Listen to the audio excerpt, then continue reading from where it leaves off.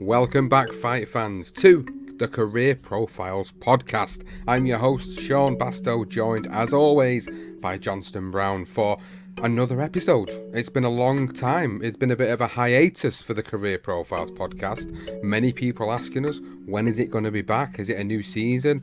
Well, just to clarify for people that have been listening for a long time, we did a bit of a hiatus because we was doing the darker side of boxing, and we found that we weren't able to do this and the darker side of boxing at the same time. There's a lot of research that goes into each podcast and each episode, and we wanted to make sure that when we brought a new episode out, we did it justice as best possible. So this is why we've waited until now. And this episode today is all about George Foreman, one of the greatest fighters of all time. We talk about fighters that we put on these episodes, and they're always great fighters, legendary names of the sport. George Foreman is exactly that. He epitomises what Career Profiles is all about. I'm really excited to get into this episode, Johnston, because George Foreman is a man that didn't just have the one career. This man had two careers. Arguably, people say this was the tale of two George Foremans. It really is a tale of two George Foremans. You've got the young George Foreman, who was very angry pretty much all the time, and then you have the second part of George Foreman, who was very always laughing and laid back, and yeah, he was a bit more laid back and just outgoing. So you've literally almost got two complete characters as well. And obviously, thank God, and we're going to go into all that and why, thank God, because there's a great story in that I'm sure the boxing fans will know of George Foreman. He has a moment, let's just say, in a dressing room at some point in his life. But it's a fascinating tale, and there's a lot of stuff in there that I didn't know when he was younger, that happened when he was younger. So just sit back and enjoy. It's a good one. We'll begin this episode by going back to the beginning. George Foreman, he was the fifth born out of seven on January the 10th, 1949. His mother, the former Nancy Ree Nelson, was a sharecropper as a child and worked as a cook in a cafe predominantly, but also held down another job working 7 days a week. When George was a baby, she moved the family to Houston, Texas, in hope of making more money to feed her children. J.D. Foreman worked on the railways. George admitted he was absent much more than he was there, spending his wages on drink from the moment he finished on a Friday. His wages very rarely helped feed his 7 children, and although Nancy worked in a kitchen, she wasn't allowed to eat the food she made for hundreds of workers, nor was she allowed to bring any food home. George remembers, on Fridays she would bring home a single hamburger and break it into 8 pieces. Everybody got a taste. I remember thinking, boy, that's a rich man's food, that hamburger. The mustard's tang is still in my mouth. Even as a child, George was a big boy, and he always felt hungry. He even admitted to standing in the dark on neighbours' porches, looking into the kitchens, amazed that families, most with fewer than 7 kids I guess, had leftovers at each meal, even pieces of meat. I always hoped they would find me and ask me in. Well, although the family scraped by with food rations, Nancy was always able to work her magic in the kitchen, so they were never starving. George, being one of the youngest and was fast becoming the biggest, would be teased by his brothers and sisters, saying that he wasn't really their brother, and they kept calling him a name, Mohead, George said. And this is what he said about it. He said, I didn't know what Mohead meant or where the nickname came from, only that I didn't like it. Even as a tiny boy, I would warn them to get away or I'd hit them back. He continued to say they thought it was funny, this little kid refusing to be bullied. I'd pop anyone in the eye. To them, I was a puppy who by nature is more belligerent than the others in the litter. You pet him in the wrong spot and he growls. For fun, you might even pick that spot on purpose to get a reaction. George would never back down, and even when he was put on his arse, he would bounce straight back up and keep fighting on. He was relentless. Would be too much for his older brothers and sisters, and in the end they would quit, but George never did. It wasn't long before he was bigger than them all, so his siblings decided to wind him up less, and the name calling changed from Mohead to Monk. And George explained that They called him Monk for monkey. This, I felt, wasn't a slur, but a term of endearment.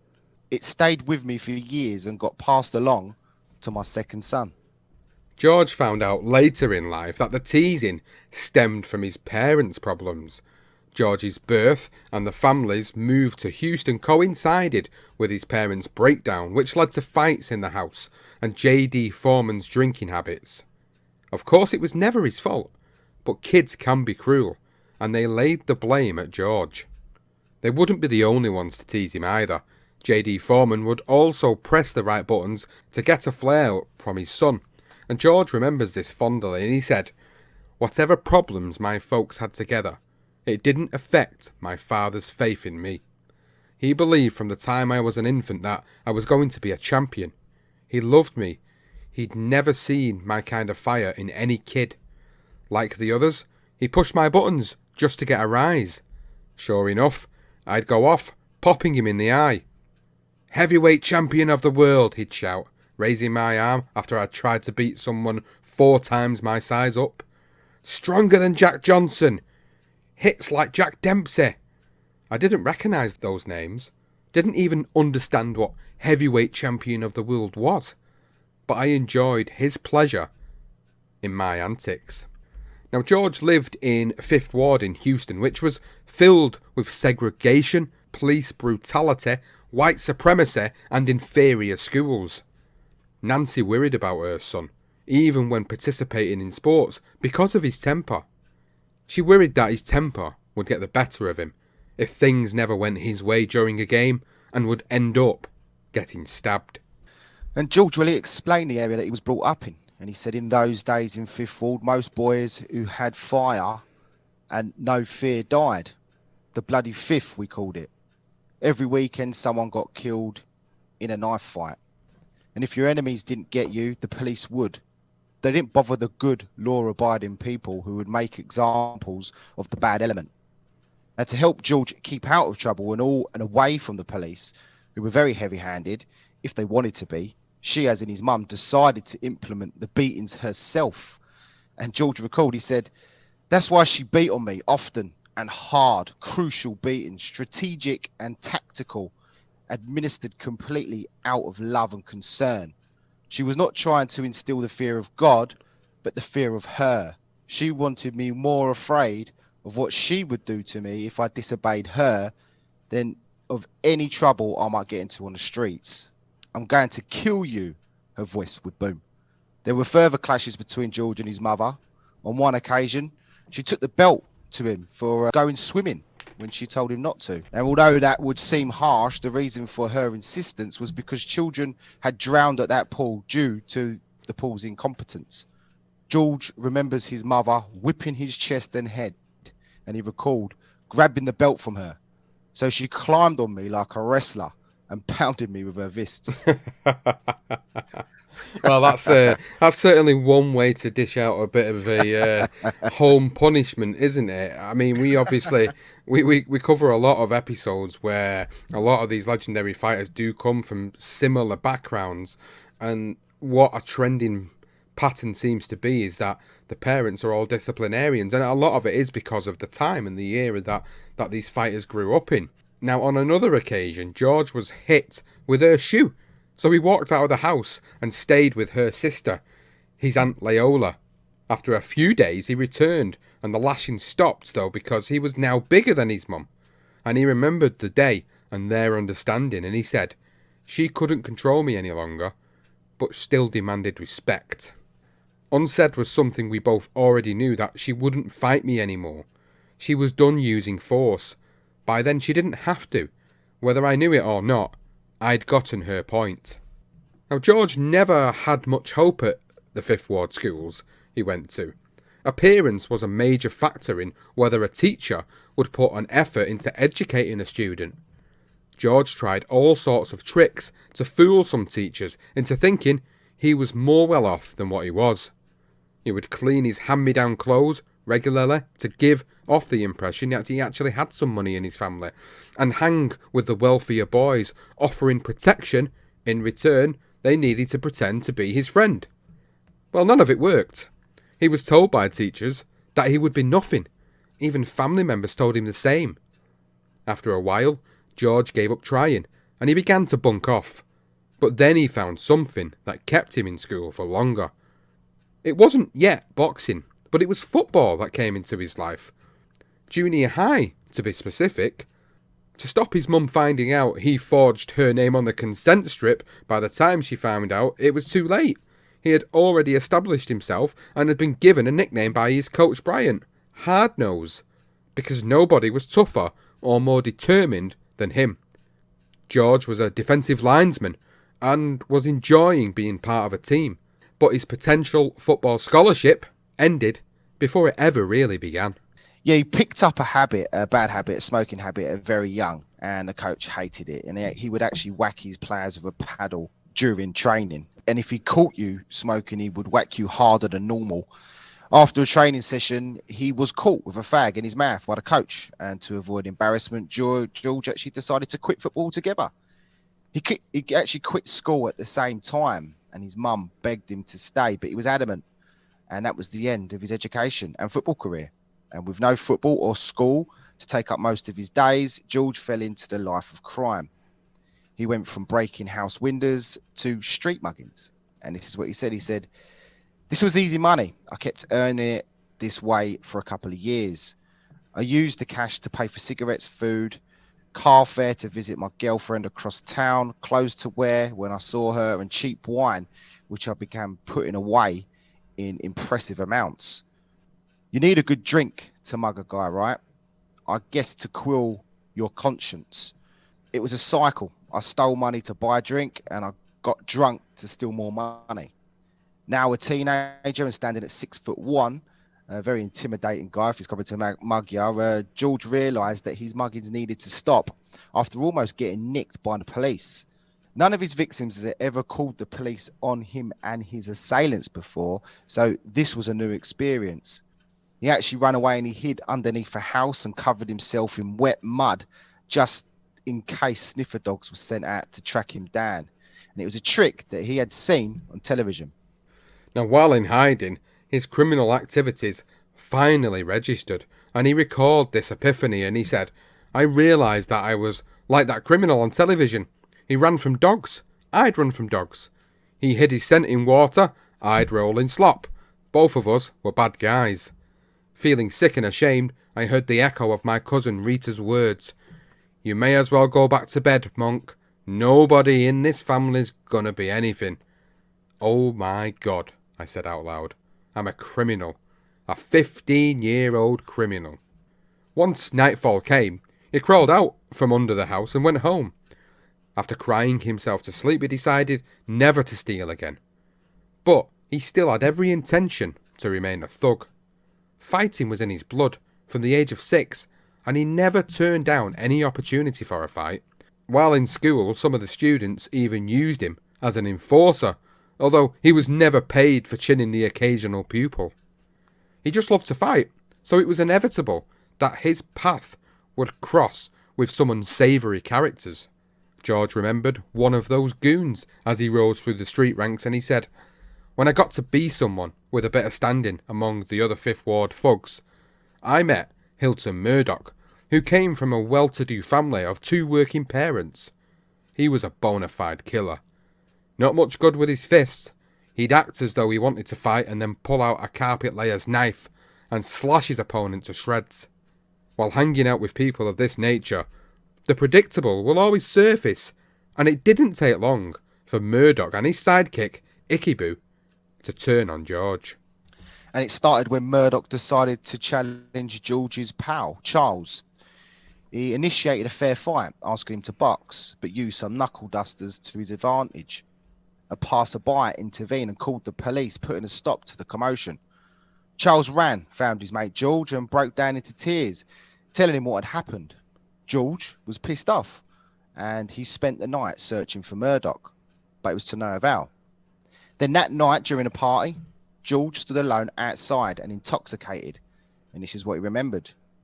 In the shadow was a face that looked like an executioner's mask. I knew it was Ickyboo, and that he was holding a piece of wood. That meant Murdoch was close. Very close, in fact. He stepped out of another shadow, knife blade visible in the streetlight, thrust inches from my belly. "Hey man, you looking for me?" he asked. "I heard you were looking for me." I didn't answer. "You looking for me?" he repeated. I agonised over which way to go, saying yes, I'd likely be battered and bleeding to death in a matter of moments. Saying no, I'd have to live with the terrible shame of knowing I'd backed down, of knowing that he got the better of me. And I wasn't sure which was worse. "No," I finally said. "Good," he muttered, putting his knife back. "I'll see ya." And he and his mate Ichaboo, they walked away. Now George, well, he felt ashamed that he had backed down, although there were no witnesses to see it, and he put his decision down to his mother's teaching. And he said, this is what she always told him. She said, "It's better to say, 'There he goes,' than 'there he lays.'" It's great advice. They were wise words from his mother, but George felt like a coward, even after he tracked down Murdoch and his mate, his little sidekick, offered him a fair fight, but he refused. This time was in front of people, and people give him some respect for that. But he still felt like a coward because he had backed down from that one incident, and he continued to fight more than ever now, sometimes even 2 or 3 times a week. Ironically, he was named by those on the street King of the Jungle.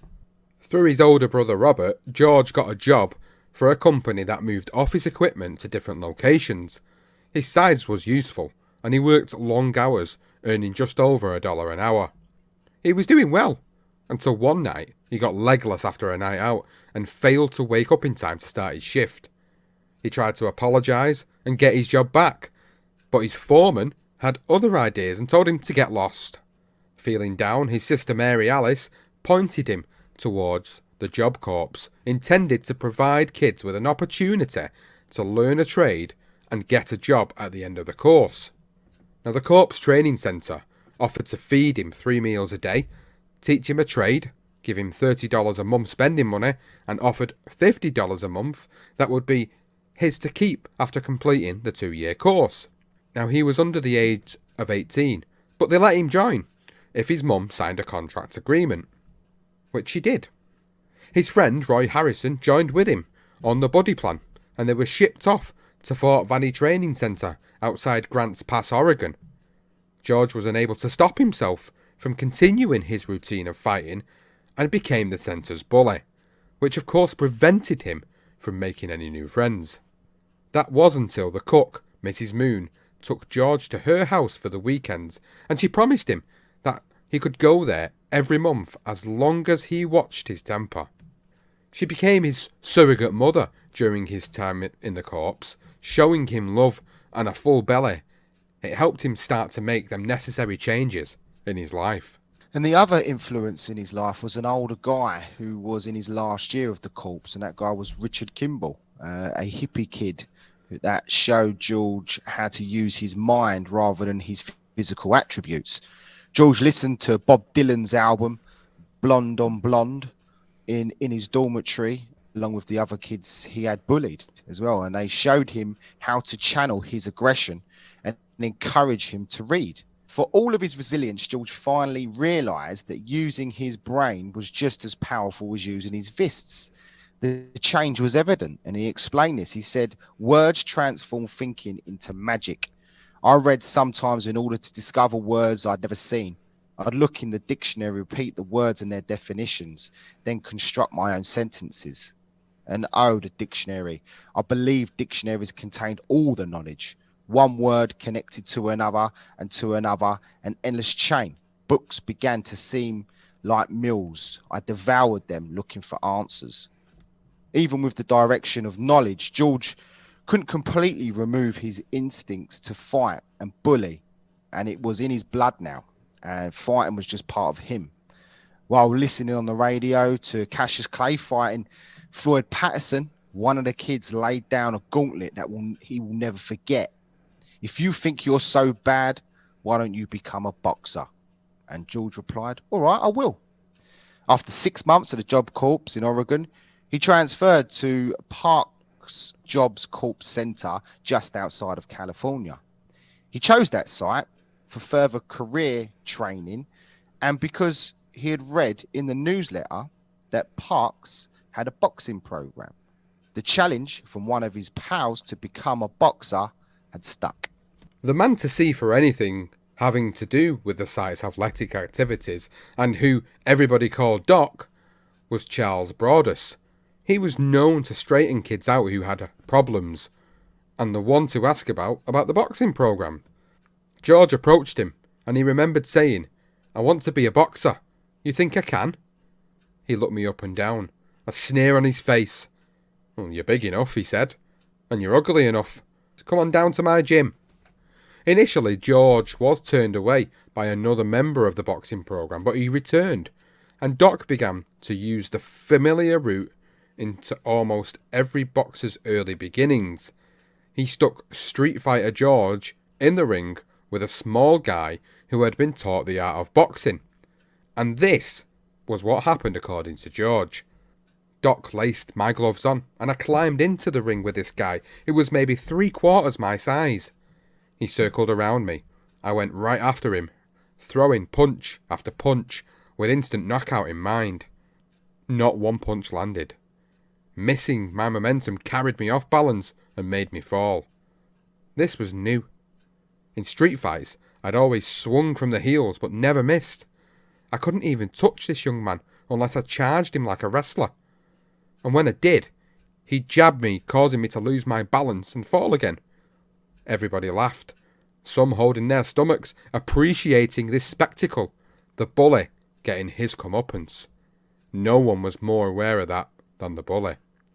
Unlike most boxers though, George didn't return to the gym. Doc got him back for a short while on the bag, but when he was offered the chance to spar, he disappeared again. And that was the end of his boxing career in Parks.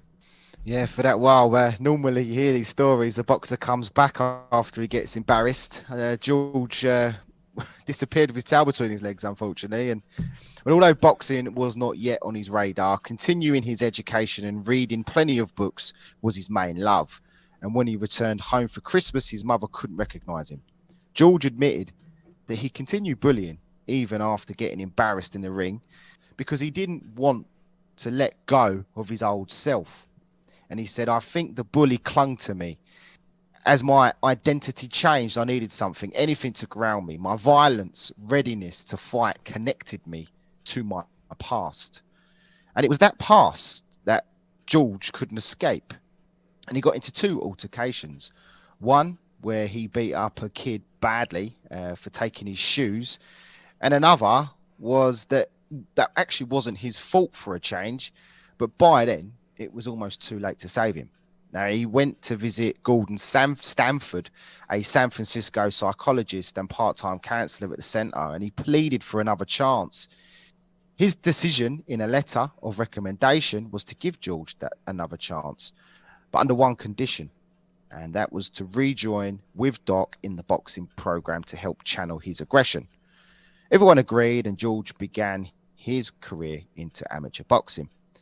Doc put George through his paces from the off, and he remembers being worked to exhaustion, draining off every drop of energy that I might have gone to extracurricular hostilities. I sparred and learned the distinctions between boxing and street fighting. One of them was strategy. I'd never had one on the street where the bigger, tougher guy usually wins. In boxing, skill, not brute strength, determines the winner. Doc was so impressed with his ability, he threw him into the Diamond Belt competition at the Jobs Corps sponsored at the centre. But George feared that he was being fast-tracked too quickly, so he didn't bother attending. While Doc was undeterred by his protege's disappearing act, he called George with an update and he said, "It's a good thing that you didn't come.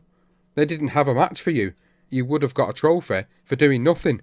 There's another tournament in a few weeks."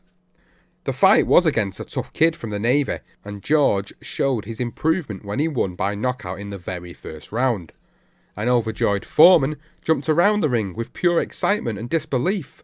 It was a moment that George had remembered very fondly. It was a life-changing moment, he said. "For the first time since I was 6 years old, my need to harm others softened. In fact, it ceased." It didn't take long for George to get a name for himself on the Golden Glove circuit as a puncher and not much of a boxer. He made his senior debut at a Golden Gloves tournament in Las Vegas. Winning that qualified him for the National Golden Gloves tournament in Milwaukee. Unfortunately, George fell short in his fight in the Nationals because he couldn't land any of his bombs against a much more skillful opponent. The momentum of one of his punches put him down on the canvas, which was judged to have been a knockdown and a decision that lost him the fight. After failing at the Nationals, George turned his attentions to graduating from the Jobs Corps, getting an electronics job and arriving home with credibility from his family. But George recalls a conversation he had with Doc, and he said, "Listen, man, don't go. If you want to turn pro after graduating the Job Corps, there's a group of guys who'll back you. You'll get salary and expenses. All you'll have to worry about is boxing." Now, the partnership that we're talking about, that Doc's referring to there, is a very similar partnership that we've discussed before in Joe Frazier's career profile. Now, this partnership would have been modelled on Joe Frazier's partnership because he won the Olympics in 1964, the heavyweight gold medal, and after that, obviously, we know that he went on to have this great setup behind him, and that's where George Foreman was heading. Yeah, that was the idea, where they get like a corporation and then they all sort of fund his career, if you like. And the other alternative, as Doc explained, was to go to the Olympics, but George wasn't interested. His response was literally thanks, but no thanks. His mind was made up. Now, following graduation, he left without saying goodbye to Doc because he couldn't deal with telling him again that he wasn't interested in boxing. It's a bit of a pattern where George, when he was a bit younger, if anything came up where he had to go grab the bull by the horns, he disappeared. And before heading home, though, George had his army draft medical and was expecting to be heading out to Vietnam. But after his second medical, he received a status lower than 1A and never heard back from the draft board. Now, even with his graduation, George still had to pass the General Education Development Test, or the GED, which he did with flying colours. And this was all in aid to set him up for a job. That was his next move. I'm going to get a job. And with all these new qualifications, George was unable to find a job, and he fell back into that vicious cycle of that bad drinking habit and fighting again. And one night he got plastered and ended up beating up two brothers because he made advances to one of their girlfriends. The trouble was, this time they pressed charges, and he was actually given an ultimatum: pay $100 or face a stint in the Nick. And that money he actually got from the Job Corps that they sort of built up had gone. He'd spent it all on drinks. So his mum covered the fine and told him to get out of town, otherwise he would fall victim to society. She called Doc and she told him to help her son before it's too late. And he did exactly that. He got George a one-way aeroplane ticket to Oakland. And he worked at the Job Corps Centre, washing floors and cleaning dishes for free bed and board as well. And he was quite happy. He worked really hard. He did as he was told. He behaved himself and got his head down, completing his chores, although he continued to smoke. It was the only thing that he actually kept from Doc. That was until the long-term goal was planted into his head. The 1968 Olympics in Mexico City. Win gold, and then you'll follow in the footsteps of Muhammad Ali, like he did in 1960 winner, and Joe Frazier in 1964.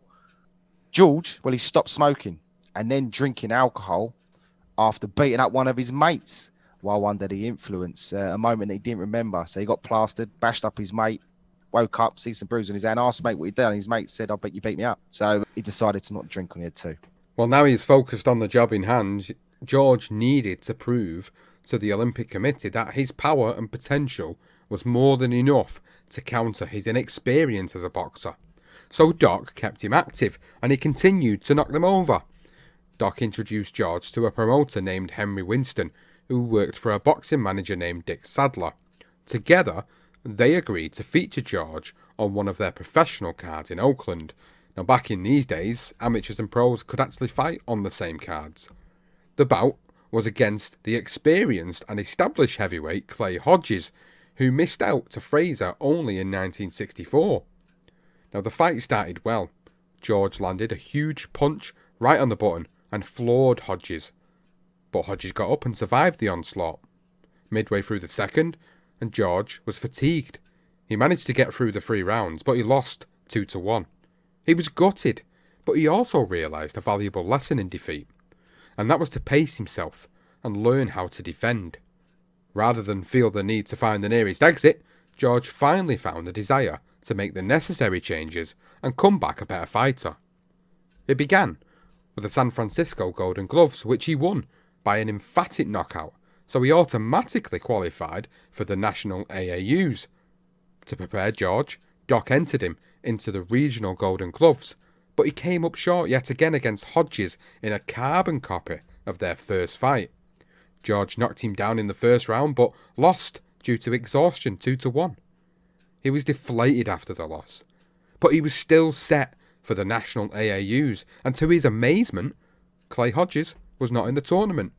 Because of his job in the army, he could not make it, as that took precedent. George wasn't bothered, and he went on to win it, and secured his place in the Olympic trials. Although on reflection over the years, George has often pondered, if Clay hadn't been on duty, well, it's something I often wonder about. Maybe he does. Interesting. Clay Hodges. Wow. Well, following the AAU success, George went to visit Germany and compete, losing one by disqualification because of the usual corruption in amateur boxing, which still exists today, and knock another guy out. Now on to the Olympic trials, which consisted of 8 competitors for each weight. The national AAU winner, the national Golden Gloves winner, the winners from the Far East and Far West, and each of the 4 military service champs, which was the Army, Navy, Air Force and Marines. The Army champ was the favourite, and George could sense that the Olympic coaches favoured him, but he was not to be fazed. After winning his quarterfinal and his semi, he was to face the favourite in the final. Now, in a fast-paced bout where George was hurt and hurt his opponent, he managed to stop him with a body shot. Because of the Navy champ's ranking and the fact he finished runner-up, they had to do it all over again in a box-off to determine the heavyweight who would represent the United States in Mexico City. The fight went the same as the first. A heavy body shot ended the contest in George Foreman's favour, and he cemented his place on the plane.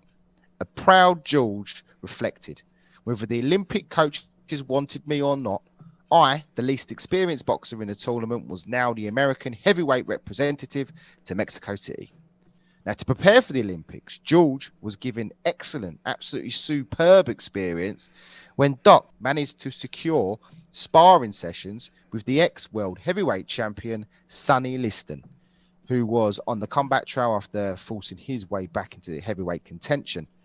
George would be back with Liston again, but under different circumstances. For now, it was all about preparing and getting himself ready for the Olympics.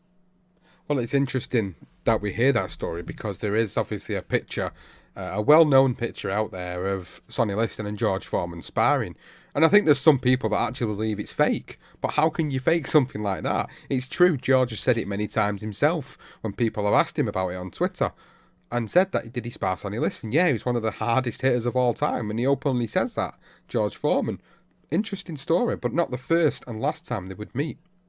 Now, there was a lot of protest during the Olympics, and leading the boycott charge was the Olympic Project for Human Rights, otherwise known as the OPHR, which was an American organisation established by Harry Edwards, a sociology professor at San Jose State, who was also a member of the Panther Party. The aim of the organisation was to protest racial segregation in the United States and elsewhere, specifically South Africa, who were under white minority rule at the time, and racism in the sports, of course, in general. Now, ironically, one of the 4 conditions of the proposed boycott was the renewal of Muhammad Ali's World Heavyweight Boxing title, who at this point was in his 2nd year of his exile. The OPHR were only recruiting star athletes to boycott the Olympics, and basketball player Kareem Abdul-Jabbar was one of those who did decide not to try out for the American team. George did recall the boycott leaders giving the boxing team a talk, but none were approached because they never saw any stars within their stable. George wrote of his reasons as to why he didn't support the movement, and he said, "How could I protest against the establishment when the establishment had created the Job Corps for guys like me? I'd been lifted by an aeroplane out of poverty into a place where for the first time I ate 3 hot meals a day and learned everything I needed to begin learning on my own." Now, if you didn't already know, this was also the same Olympic Games when 2 African-American sprinters, Tommy Smith and John Carlos, took the gold and bronze medalists in the men's 200-metre race, took their places on the podium for the medal ceremony wearing human rights badges and black socks without shoes. They lowered their heads and each defiantly raised a black-gloved fist as the national anthem was played in solidarity with the Black Freedom Movement in the United States. A bit of political correctness from the 1960s here going on, but of course for people who love their history, it's just a bit of a nod to what was going on in society at that time as well, whilst George was part of this Olympic team. Yeah, and it's a poignant moment, isn't it? It's a famous picture that I remember discussing in one of my lessons in school. So, you know, and considering the sort of the movement at the minute, I think it's quite good to mention that George Foreman was at these Olympics, and he has a moment. There is a moment where they sort of link in a minute. We'll go into that. And well, both athletes were expelled from the Olympic Village for their political protests, and George remembers the Olympic Village feeling like a cocoon, and news was not easily accessible, so he didn't quite grasp the magnitude of their statement. Even with that, he remembers seeing John Carlos looking as though he had lost his mother, and he felt that their expellment was an injustice. He said, "Why do they have to go? How can they do that? It's not fair." That night, I still couldn't erase John's face from my mind. I found myself saying to some friends, "I'm not fighting anymore." Now, word actually got around that George Foreman, the heavyweight boxer, fighting for the gold, he decided to join an organised boycott. That wasn't the case. That's what the press said. Now, by this point, just dropping back a few days here, by this point, George had defeated Poland's Lucian Trela 4-1. He stopped Romanian Ion Alex in the 3rd round and knocked out the Italian Giorgio Bambini in the semi-finals to cement his place in the final against the Soviet Johannes Sepulus. When hearing the news, many tried to convince George to make a U-turn and keep fighting for his future. As he was fighting for the USA, the team's coach, Pappy Galt, was in charge. So when Doc heard of his refusal, he called him. He called him up on the phone. He said, "George, this is what we've been working for." And he tried to just get in his ear and tell him, "Come on, mate, you've got to do this." In the end, George was convinced, not by Doc, but by someone else in the village. And they told him that John Carlos had passed on a message saying, "He doesn't want you to quit. He's pulling for you. You have to go out there. You go ahead and win the gold." Now, obviously, he was naive. He's 19 years old, and he believed it. He believed this person. So he decided to fight on for that gold medal and go to that gold medal match.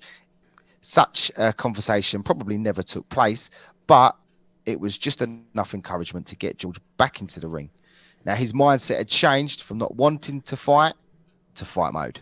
The politics outside the ring was causing him to reconsider, but he also understood the politics inside the ring, especially against the Soviet Union representative in the final, and he recalled, to beat them, you needed James Bond and a magic briefcase, like from Russia with Love. Now, if I was going to win, I would have to knock him out. No way was an American going to get a decision. The judges would find a way to deny us victory. Everyone knew it.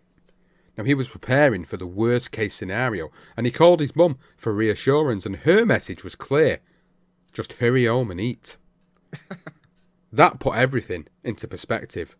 George was already a winner. George Foreman went into the ring that day a bag of nerves, but the Mexican crowd were on his side because Sepulus had beaten a Mexican in the semi-final, so the whole crowd, of course, roared for Foreman, like he was one of their own. Even with the crowd behind him, he still couldn't shake off his anxiety, but remembered Pappy Galt's advice to work behind the jab. But George confessed, "I felt so scared of getting hit that I closed my eyes each time." Then, as the fight wore on, He opened his eyes and finally began landing his right hand, which forced the referee to stop the fight in the second round. Unbeknownst to George Foreman at the time, but he had followed in the footsteps of two current professionals, Joe Frazier and Muhammad Ali, and all three would go on to create a wonderful history. George was not hesitant to bask in his glory, so he waved the American flag in the ring. But this was not a symbol of defiance or to be patriotic. It was more relief and disbelief that he had achieved his ultimate goal of winning a gold medal. It's a great achievement coming from where he came from in Houston to go to the Job Corps and then come out with this. It's an incredible moment for him, and you can understand why he would wave that American flag. And we're going to go into some of the politics of him doing that now. And he said in his motto, this is what George Foreman said. He said, despite the later press reports and most people's interpretation, my waving the flag wasn't exactly the gesture of patriotism it appeared to be, nor was it a counter demonstration to Tommy Smith and John Carlos. The truth is less simple, and this is what he explained. I meant it in a way that was much bigger than ordinary patriotism. It was about identity, and American. That's who I was. I was waving the flag as much for myself as for my country. I was letting everyone know who I was, and at the same time saying that I was proud to be an American. I also considered my Olympic uniform to take the place of the military uniform I'd never gotten to wear. That was because he didn't get to Vietnam, which he wanted to do. And when George returned home after helping a political campaign and also meeting the President Lyndon Johnson, he was surprised by the reaction of his old neighborhood. Now, in his eyes, he had won the gold medal for himself, his family, the Job Corps, and the Fifth Ward. But people's perception of success was different to his now. George wore his medal around Fifth Ward everywhere he went so they could share in his victory. But he recalls, I guess a lot of people didn't see it exactly as a victory. I visited homes decorated with giant posters of Smith and Carlos that showed them with their heads down and clenched fists in the air. It was pretty clear that I didn't fit in. The moment George realised his gold medal represented something else was when his friend said to him, "Man, how could you lift up the flag that way when the brothers were doing their thing?" He was speaking the words everyone else thought. They hit me like a hammer. It was true. I really didn't belong. What a homecoming. Imagine the Olympic heavyweight champion and outcast. There was no place to escape but into myself. That's when I began withdrawing. It wasn't long before I became the kind of man it was easy to root against. Well, the next step in George's career was to turn over to be a professional. But this didn't come without its problems. He had offers from Fred Hofheinz, who had just gone into business with Mike Mannix and Bob Arum, who then went into business to promote boxing, offered to sign George with the promise of Angelo Dundee becoming his main trainer. Now, as George pondered his decision, Jimmy Iselin, who managed Buster Mathis and whose father was president of the New York Jets, tried to sign George through his dearest mother by whining and dining and showing stacks of cash after, but she refused, telling him that George was his own man who could make his own decisions. The last offer, or more like the forced offer, came from the one guy he didn't expect, and that was Doc. 2 years before winning the gold medal, Doc had drawn up a contract that allowed him half of George's future earnings in exchange for his management. He had a signed contract, so felt that he had his man tied up and therefore no other offers can be accepted. Now, this is how their conversation went by George Foreman's account. "Doc," I said, "I've talked to a number of promoters already. I don't have any idea what I'm doing." Doc's response was, "Well, I've got a contract and I'm enforcing it." George's response, "Well, there's no contract, Doc. That contract's no good. You can't sign a contract with a 17-year-old kid. I'm sorry." And he was correct. Thankfully, the education he had acquired had actually done him justice. He was not about to be exploited, especially by a guy he respected. A few months passed when George ran into Dick Sadler, who was now training Sonny Liston, and he asked if he could get him some exhibition fights and spar with Liston while he decided his next move. He agreed, and they entered into a verbal contract.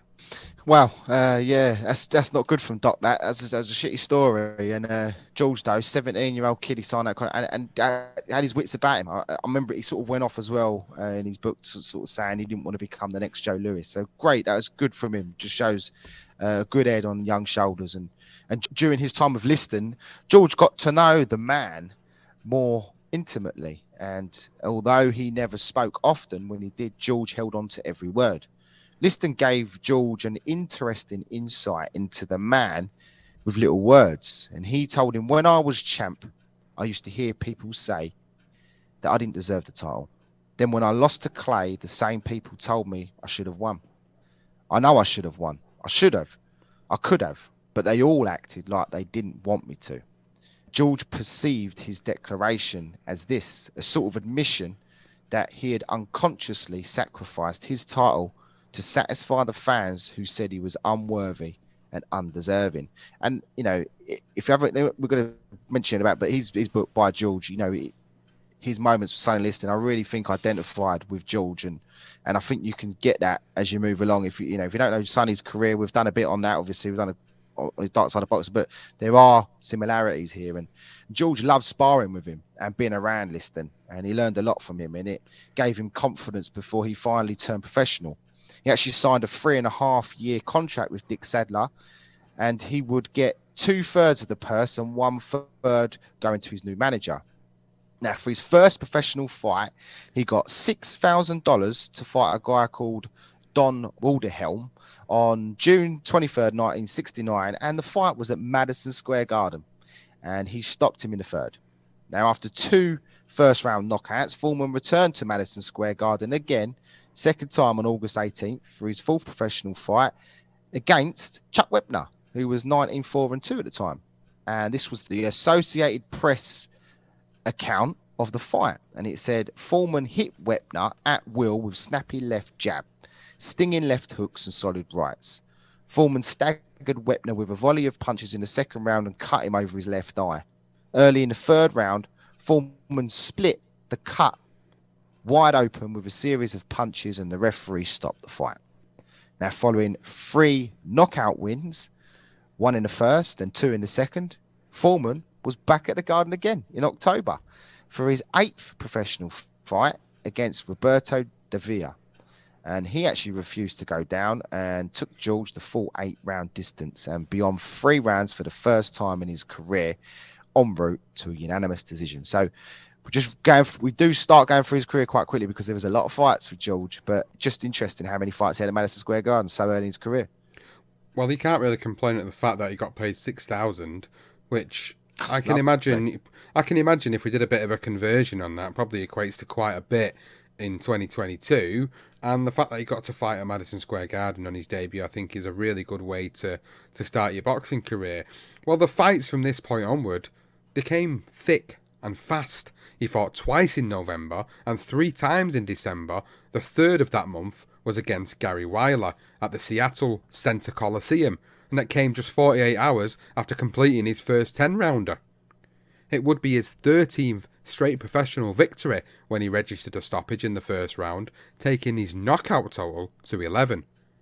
A 4th-round knockout in Houston to start January 1970 set up a 3rd visit to the Garden against Jack O'Halloran at the end of the month. Foreman was at his destructive best, knocking out the Philadelphia man in the 5th. The following month, Foreman was scheduled for his stiffest test to date against Argentinian Gregorio Peralta, who was 77-5-8, once again at Madison Square Garden on the undercard of Joe Frazier and Jimmy Ellis's unification heavyweight fight. Peralta had not lost in over 30 fights, and he proved to be a difficult opponent. The 35-year-old opened a small cut over Foreman's right eye in the 5th round, but was unable to prevent Foreman from taking a wide decision on 2 of the 3 cards. A decision that did not sit well with the crowd, who actually booed when the verdict was read out and cheered Peralta as he left the ring. George was more upset that he missed the opportunity to showcase himself to the host of reporters that covered the fight card, but he remembered Sadler convincing him that they were on the schedule, and he said, "You're not going to make much money now, but you're learning the sport, and that's what counts. The money will come later, lots of it, but you've got to know the sport." From March to July 1970, George actually fought 5 times, knocking them all out and fighting just 16 rounds out of a possible 50. Now 21-0 with 18 knockouts, George took on his biggest test to date against George Chuvalo 59-15-2 in the headliner at Madison Square Garden. He's literally just knocking guys out for fun so early in his career. And during August, in front of a crowd of 12,526, which generated a gate of 107,185, guaranteeing Chuvalo got a larger share of the pie, which was 50k, and Foreman his biggest payday to date, which was 7.5 grand. Decent money so early in his career. And Martin Kane of Sports Illustrated wrote this on the fight: "The beginning of the end came a minute into the 3rd round when Foreman crashed his left fist against Chuvalo's chin. It seemed for a moment that the Canadian must go down, and indeed the seat of his royal blue velvet trunks did touch the ropes for an instant. Unlike many young fighters, Foreman did not step back to admire the effect of his work. He followed the hook instantly with a succession of rights and lefts that drove Chuvalo's helpless Hulk reeling about the ring. The young fighter was landing punches at a rate of almost 1 a second, and he kept the salvo going for a full 40 seconds. Then, with Chuvalo's manager, Irvin Ungerman, mounting the ring ropes, intent on ending the slaughter, referee Arthur McCanty stepped between the two men and signalled that it was all over." And George Chuvalo, I mean, he had never been knocked off his feet, and he fought the best there was. This really did showcase George Foreman as not only a contender so early in his career, but a genuine threat to the heavyweight champion at the time, was Joe Frazier, and the soon-to-return Muhammad Ali. Now, George ended 1971 with another 3 victories, all, of course, by knockout, and headlined at the Garden for the 7th time. Well, he fought at the Garden for the 7th time, but he headlined for the 2nd time. And during this time, he met a young lady, Adrienne Cohen, and they hit it off instantly. Now, after knocking out Charlie Boston in February 1971, the couple went to the Frazier Ali fight, and the ring announcer actually introduced George Foreman, who sat at ringside with his missus, the next top contender. Frazier went on to win that unification fight and fight of the century. Please go and check out our Legendary Nights for more details. George fought only 6 more times to end 1971. All of them ended in a knockout, but most significant was his second meeting with Gregorio Peralta. It was now 82-6-8 at the Coliseum Arena in Oakland, California, in May for the NABF title that had been vacated by Muhammad Ali to challenge Joe Frazier for the World Heavyweight title in the March.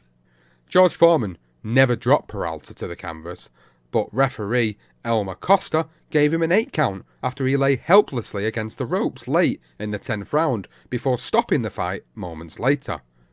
To end a good year, George and Adrienne got married in December of 1971. The next year, all 5 of George Foreman's fights ended in the 2nd round. He fought in February, March, April and May, and then not again until October, dispatching Terry Sorrells in Salt Lake City. Now, with the WBA beginning to turn the screw on Joe Frazier to challenge the #1 contender, who was George Foreman, he finally accepted, and the fight was scheduled for January the 22nd, 1973 in Kingston, Jamaica. George had 2 months to prepare for the biggest fight of his career. He also only had 2 months left on his contract with Sadler and had every intention to find a replacement. He had become despondent with Sadler because he was no longer interested in George Foreman's best interest. He was more interested in what he could get out of him. While the negotiations were being thrashed out, which included the Jamaican Prime Minister Michael Manley, George read the small print on the contracts and had lawyers cross-examine.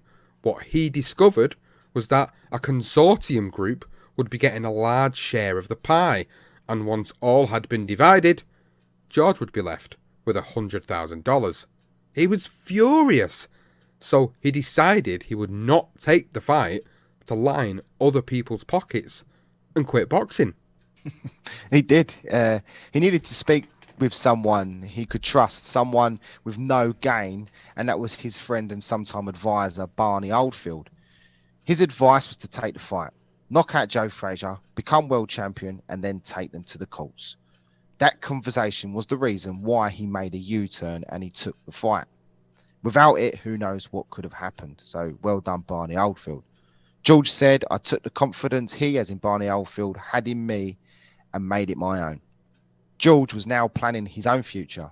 And he spoke with his campmate, Charlie Shipes, telling him that he didn't want to work with Sadler for the Frazier fight. So he came up with a suggestion, moving him as just the manager and bringing in someone else in as a trainer. And his suggestion was none other than the great Archie Moore. And George asked for him to arrange a sit down, and this is how it went down according to George Foreman. Can you help me? I asked. I'll help you, he said, as in Archie Moore. How much? That was my first baby step as a businessman, taking over my own affairs from Sadler. Before he answered, I made him an offer. He declined. I offered another sum with a hefty bonus if I won. We shook hands. I can be with you 6 days a week, but not on a Saturday, Archie said. I'm a Seventh-day Adventist and have to go to church. So that was it. He got Archie Moore in. Fantastic move. And although the physical training was important, the most crucial preparation for George, for him, was his mentality. He often thought that he did not belong in the ring with such a magical fighter. And that's what he used, those words, magical fighter, in Frazier or Ali for that matter, when he does go on to fight him. It was Archie that had all the experience, and he would shout, when you see Frazier, you look him in the eye. Don't you move your face until you see his face, your face in his eyes. You hear me? I hear you, George. Do you hear me? Archie would respond. I hear you, said George. And that was George's reaction. So it was just to get him going, to rear him up. In his head, George Foreman's like, it's gone so quickly for him. Now he's fighting Joe Frazier. It's insane. And Archie's the one that's saying to him, come on, George, you can do this, basically. Now, there was a heated weigh-in between the fighters as George channeled in on hate, even though he didn't hate his opponent. In fact, he respected Frazier. The hate he tuned into came from the court case he will have once the fight is over, or the anger he felt as a child while on the streets of Fifth Ward. There was a bit of commotion, but nothing more than high tensions going into a huge fight. The irony of this fight was that George Foreman had been so destructive in his career leading up to this point that nobody would have ever assumed that he would be scared. And this is what George Foreman wrote on his entrance to the ring. He said, "The heavyweight championship of the world. Every seat filled with celebrities everywhere. Howard Cosell at ringside. Walking down the aisle and up the stairs to the ring, my knees quaked with fear. I started dancing around because if I stood still, everyone would have noticed the jello in my legs. And maybe they'd have cancelled the fight, figuring nobody that terrified should be fighting." All those doubts ran through his mind throughout the introductions and the referee's instructions. His legs even began to shake in fear of the legendary Smoking Joe. But when the bell rang, all the instructions he had picked up in the gym came to the forefront. After feeling the famous Frazier left hook breeze past his head, he decided to unleash a devastating uppercut that put Frazier down to the canvas. Here is Foreman's own interpretation of how the fight developed after the first knockdown, and George says, "I was surprised and worried. When Joe Frazier goes down, that's when he gets mad. But for the nearly 3 years of my professional career, Dick Sadler had focused on the tools it takes to finish a man, and I was a finisher. Joe got up and I threw another uppercut, dropping him to his knees. Not until after the third knockdown did I truly realise Joe Frazier was in trouble." If no one's actually listened to our Joe Frazier career profile, it's interesting because we have a different insight coming from Joe. So just to send you in that direction. But George wasn't just beating the legendary Joe Frazier. He was wiping the floor with him, smashing him around the ring like a rag doll.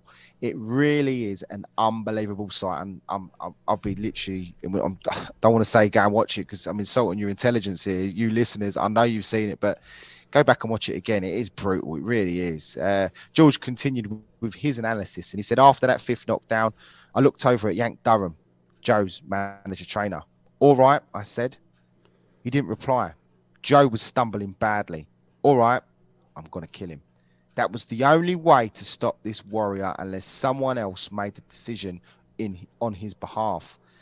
He went down one more time, 6 in all, before the fight was stopped in the 2nd round.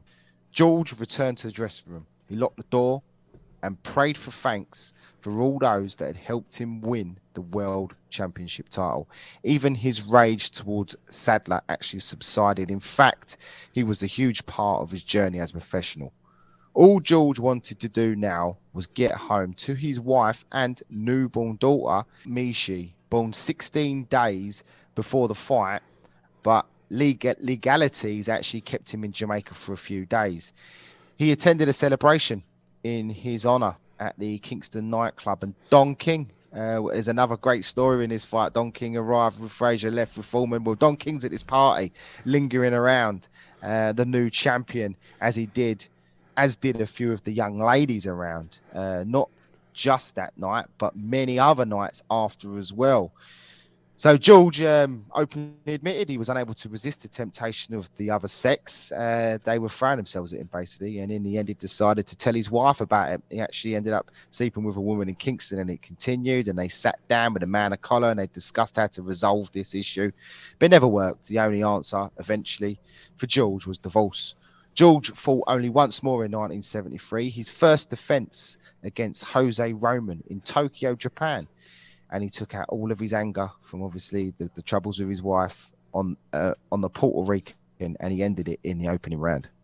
Well, the Sunshine Showdown is one of them fights where it's basically George Foreman at his truly destructive best, and obviously for anybody that hasn't watched it, I'm sure most of the listeners to this podcast have, but if you haven't, please do go and watch it, because it really is a peak George Foreman. George Foreman at his destructive best against a guy who had been in there with the best. He'd beaten Muhammad Ali in the fight of the century in 1971. You know, for me, this is peak George Foreman against the Joe Frazier, who was the heavyweight champion at the time. Let's not forget that. It was a real dismantling of a heavyweight champion.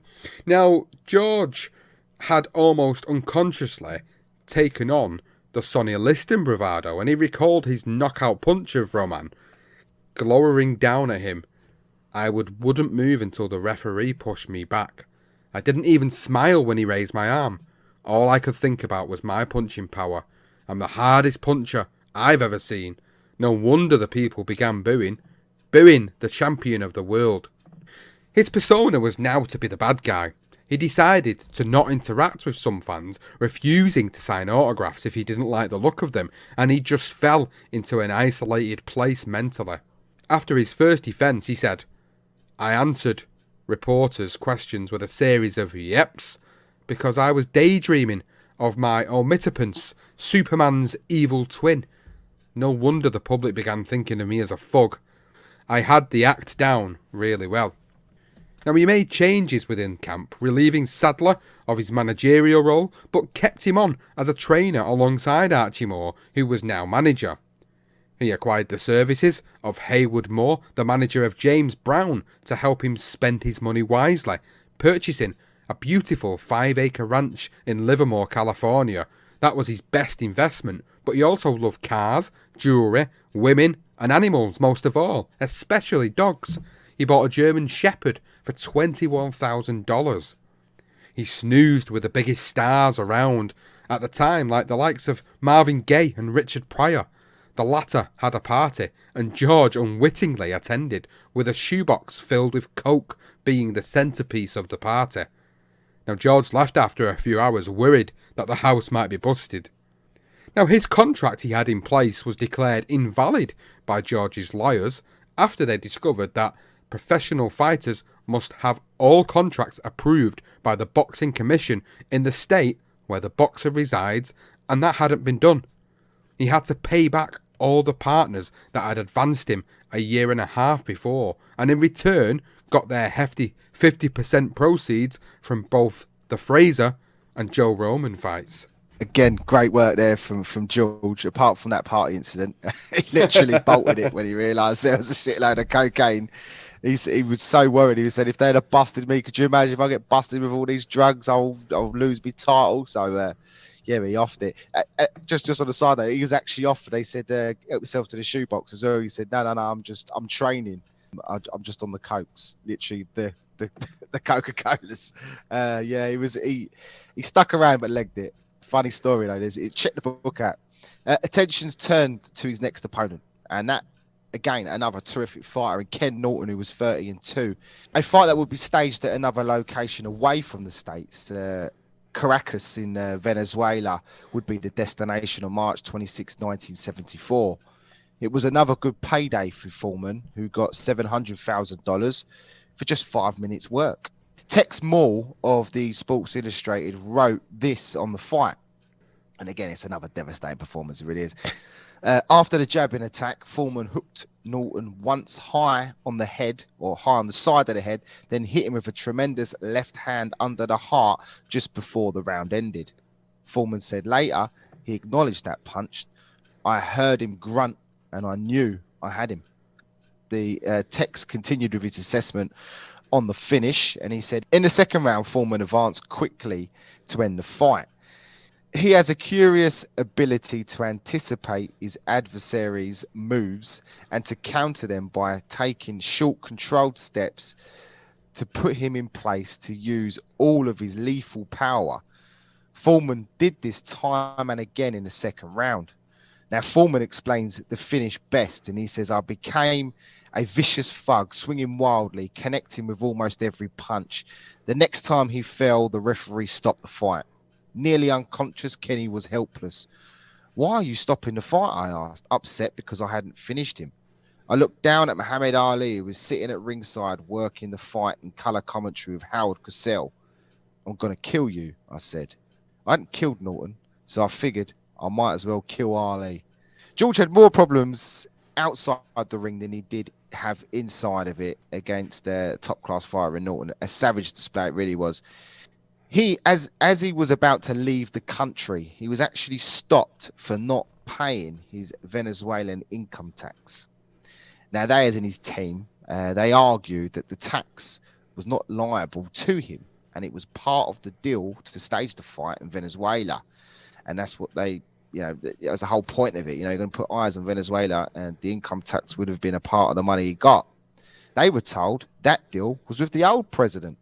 We have a new president now. That was basically how it worked. Well, George was unable to leave the country until a sum of $255,000 was paid, which is over $500,000 in today's money.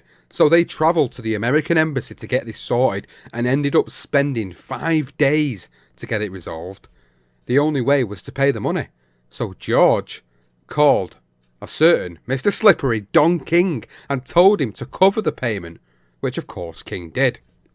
The reason for the emergence of King was because he managed to acquire the signatures of Foreman and Ali for a fight in Africa before the Norton bout. A guaranteed $5 million for both fighters, so if King wanted to keep this fight on the table, then he would have to make these sacrifices, and keeping his two prized assets happy was that. Now, we have explained how this fight came about on both our Darker Side of Boxing podcast on Don King and our Legendary Nights episode, The Rumble in the Jungle. Please do go and check these out if you want a more thorough, detailed explanation of all of how this fight came about, because we are, of course, about to talk about The Rumble in the Jungle. So now we're going to go into the words of George Foreman in his build-up to this fight with Ali, and this is what George said. And he said most people wanted him, as in Ali, to win back the title as much as he did. As far as he was concerned, he said, George Foreman held the championship taken from him for refusing to register for the military draft. And who was I? The goof who'd waved the American flag? I'd realised that no matter what happened in the ring, I couldn't win for losing. If I knocked him out, the most I would get would be grudging respect of vanquishing a legend. And if I lost, there'd be a big crowd at the station jeering me back to Palookaville. Now, George was cut during a sparring session in the build-up, which delayed this fight for a month, and he wasn't allowed to return home. And he said Zaire president Mobutu Sese Seko, who had cut the deal with Don King to sponsor the fight, refused to let me leave until after the bout, which he intended to be a showcase for his country. Now, we have, again, spoke about this a lot in the Rumble in the Jungle, and Mobutu was pretty much like a dictator of his time, and he didn't just let Foreman and Ali leave. He didn't just prevent them. He was preventing all the journalists as well. And if you watch the documentary on the Rumble in the Jungle, you'll see all the journalists reflecting back on the fact that they weren't even allowed to leave the country. These were just journalists. They could have gone and come back no problem. Mobutu didn't let anyone leave. He wanted to make sure this fight took place. The funny side of it was they weren't living in like luxury compound. They were living in little squalors, weren't they? The reporters, and by the sounds of it, George Foreman, he was living in a horrible place. It was full of rats and all sorts. He said it was damp on the walls and it wasn't nice at all. I mean, he brought his German Shepherd with him as well, didn't he? That he's 21,000 German Shepherd, and Ali obviously used that as a way of getting the Africans on his side as well. By, I think it was the Dutch, wasn't it, that used German Shepherds way back in the day, and he used reference to that, which put George alongside the white supremacists, if you like. It is like, look, we went into so much detail on the Rumble in the Jungle, so please check out. There's loads of stuff out on there, so we are bypassing it a little. We're getting odd little bits that we didn't mention in our episode. So, if you want to listen to more detail, as you said, Sean, just go and listen to that episode. But listen to this one for now first. So Sadler, he approached George. Actually, this is an interesting thing, which I'd never picked up before until reading George's book. Now, Dick Sadler, his manager, he approached George during the delayed bout. So they're in their shithole. They're staying in for this month. And he asked for $25,000 to give to the referee under the table to make sure that he wasn't disqualified, which is something I've never heard before. And George did say that I gave him the money because that's how the game was played. Whether Zach Clayton ever received it, I don't know. So it's interesting that he mentioned that. Never known that before. Now, his son, George Edward Foreman Jr., was actually born while he was in Africa, just weeks before the fight. That couldn't have actually helped him. It couldn't have been easy for him. It would have been playing on the back of his mind. He wanted to see his son. But the major controversy for him came moments before going into that ring that night. And George was actually given a glass of water by Sadler that he said tasted like medicine. He stopped sort of drinking it halfway and he said, "This tastes funny." He said, "No, it's just water." But so he drank the rest of it anyway, after being told it's just water. And into the fight. And after the first round, George said, "Back in my corner, Sadler and Archie Moore insisted that I keep up the pounding. But I was already nearly exhausted. I couldn't understand why. I fought only 3 rounds, yet felt that I'd gone 15. Now, you can say that George was just very fatigued. It was the heat, it was the humidity, it was tiredness, or was it, as he will reflect in a minute, was it the substance in the water that affected him? Was there a substance in the water? If you didn't already know how the fight ended, well, it ended in the 8th round. And here's George Foreman's account of that very moment. He said, "As the combination struck ground zero on my chin, I remember thinking, boy, I'm going down. Mohammed, I'm sure, was as surprised as I was.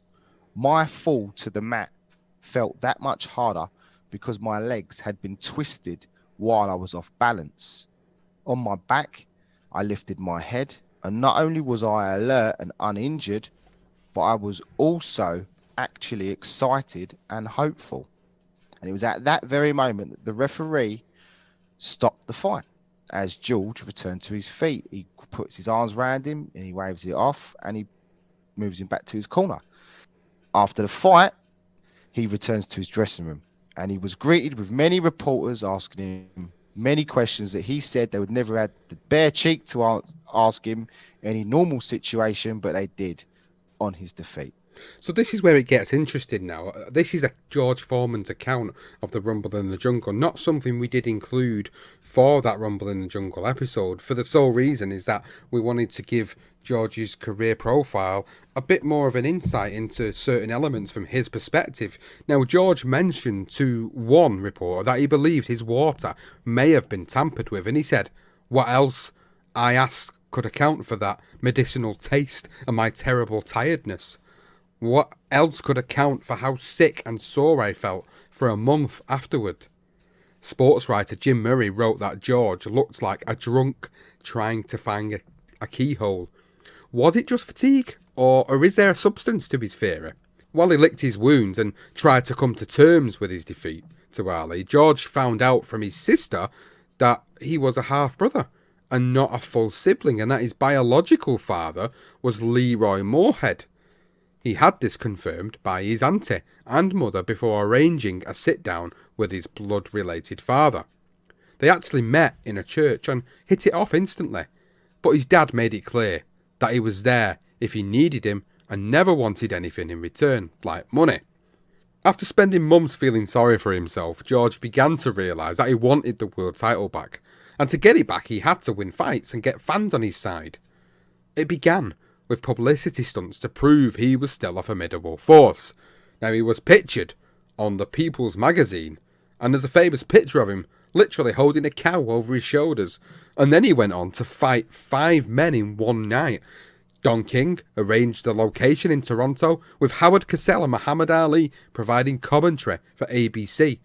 Foreman knocked out 3 of them, Alonzo Johnson, Jerry Judge and Terry Daniels, and then he battered Charlie Polite and Boone Kirkman over 3 rounds each. Now, to prove it wasn't just a walk in the park, George sustained a broken rib. During his time out of the ring, he played a factory worker in the 1975 movie Let's Do It Again with Bill Cosby and Sidney Poitier, and guest starred as himself on a 5th season 1976 episode of Sanford and Son entitled The Directors. So outside of the ring, he's trying to rebuild his image, his publicity. He's trying to adapt to the situation and the time that he's in to try and get himself back into world title contention. But there was a lot more yet to come. There was, and yeah, I mean that cow got me. I mean, I was reading it when he was describing it. He had sort of 5 guys. He had a couple of guys either side of the cow, and they were meant to hold the back, and one holds the head, and then he stands in the middle. But the shot looks like he's holding it above his head with his hands. And apparently, when they all had it in their head, it was all going well, and then the 4 guys either side of him literally just buckled. And as soon as they let go, they just all fell on the floor. But this cow just sort of sat perched on George's shoulders, and he managed to sustain it. And he was like, "Quick, take the picture," while he's holding this cow up. So brilliant. I mean, it's some great stories in his book. And but let's get back to the serious side of the sport. And George, he signed with Jerry Perenchio, who arranged his returning fight to be against the high-ranked contender in Ron Lyle, who's 31-3-1. At one of the first outdoor bouts at Caesars Palace in Las Vegas. It had been over a year since George Foreman had entered the ring professionally and was eager to begin shaking off those demons from Africa. And to prepare, he hired Gil Clancy as his trainer, who advised that he needed some more tune-up fights before Lyle. So Perenchio arranged an exhibition match against Jody Ballard, and of course George Foreman battered him within 2 rounds, and then 3 weeks later he knocked out Eddie Brooks in San Francisco before finally being ready for Lyle in what ended up being one of the greatest heavyweight fights ever. I mean, it is a belter, and it's for the vacant NABF title and got voted the 1976 Ring Magazine Fight of the Year. Now, Foreman was rocked by an overhand right in the first round. Lyle was hurt in the second round, which was only 2 minutes long, by the way. Then Lyle knocked Foreman down early in the 4th round. He got up and dropped Lyle, who came back and put Foreman down again in one of those absolute classic rounds of boxing. Now, after being hurt early in the 5th, Foreman backed Lyle into the corner and put him down for the count after an onslaught of punches. And George said, when the referee raised my hand in victory, I felt that I had been redeemed. I was wrong about needing to win the championship again. Having proved I could get off the mat, the core that made me a whole man reappeared. Absolutely fantastic fight. It's one that will Yeah. probably at some point in the future of our shows come up for Legendary Nights, because it is an absolute barn burner of a fight. And if you haven't watched it, please do go and check it out.